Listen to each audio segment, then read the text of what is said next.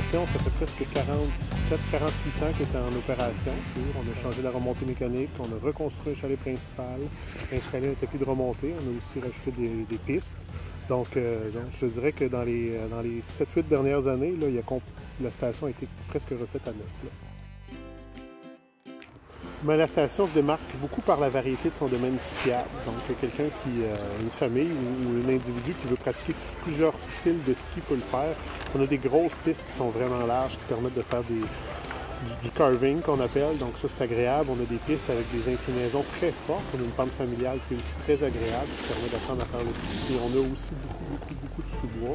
On a presque 50% de notre domaine skiable là, qui est un sous-bois avec des pitchs quand même assez importants. Donc c'est intéressant pour les personnes qui veulent apprendre à faire peut-être du ski hors piste, soit avant de s'aventurer dans les chic-chocs. C'est une bonne place pour eux de venir commencer à faire du ski ici.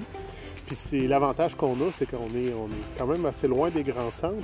Donc on conserve notre qualité de neige vraiment très longtemps. On n'a pas de glace ici. On a de la neige qu'on recycle, là, mais avec la fréquence de neige qui tombe, on n'a jamais de plaque de glace.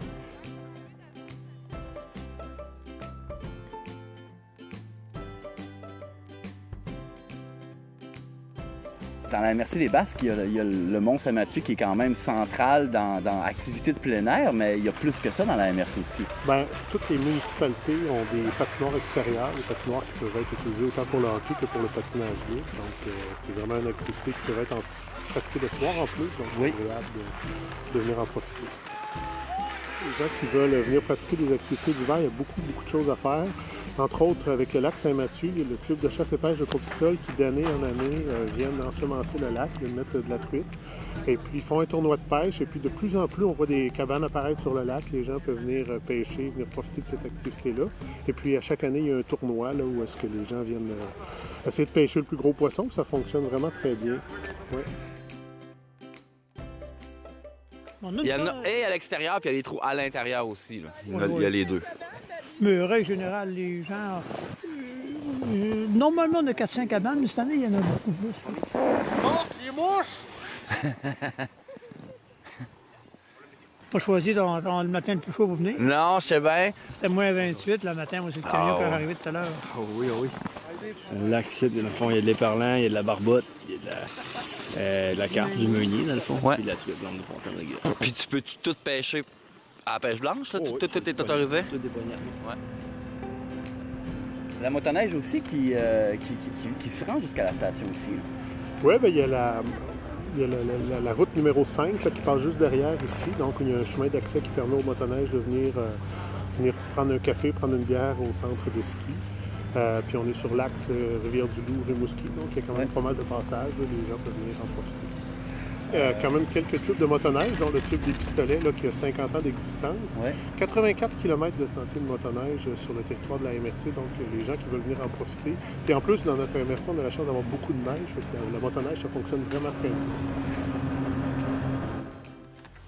On a la chance dans les Basques d'avoir un bon tronçon du Sentier national québécois. Peux-tu nous en parler un peu? Oui, alors c'est l'axe nord-sud. Il y a 64 km de sentiers qui est possible de faire, autant pédestre, raquette, puis peut-être même certaines parties qui peuvent être faites en fat bike. Oui. Donc les amateurs de plein air, ils peuvent vraiment en profiter. Là, puis ce sentier-là suit une bonne partie de la rivière Trois-Pistoles, donc il offre des points de vue vraiment intéressants. Ça vaut la peine de venir le marcher.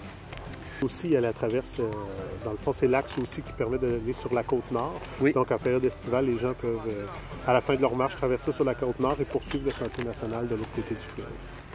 T'en fais-tu du ski alpin, François? Oui, je fais du ski alpin. J'en fais pratiquement, j'essaie d'en faire tous les jours. C'est pas toujours évident de faire quelques descentes tous les jours. C'est important de voir les conditions de ski, qu'est-ce qu'il y a à offrir, qu'est-ce qu'on donne à notre clientèle.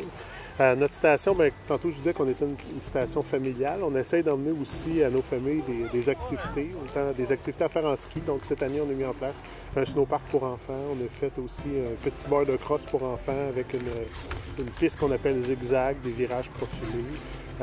On a fait des petites glissades aussi qui permettent de glisser sur les fesses. Donc l'idée, c'est que quand la famille se présente ici, ils peuvent s'occuper une journée complète et avoir du plaisir. On le met dans une chaudière. OK. On le laisse là.